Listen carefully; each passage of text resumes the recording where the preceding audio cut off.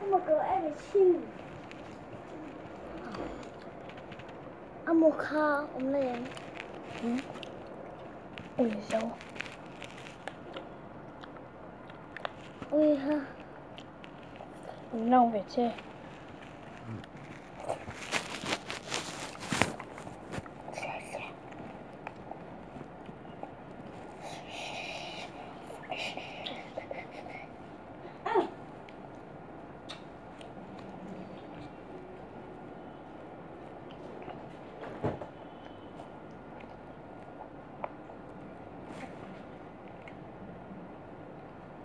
Khi tủ lại em, một chút ấm tổ là các cuốn này khỏe rất rồi.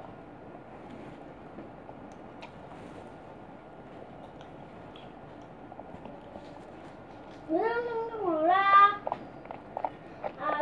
Ý là cái sẽ chảy vào bên lòng.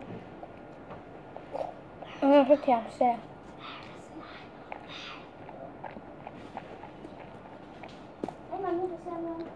Mình dâu lắm cần gì à?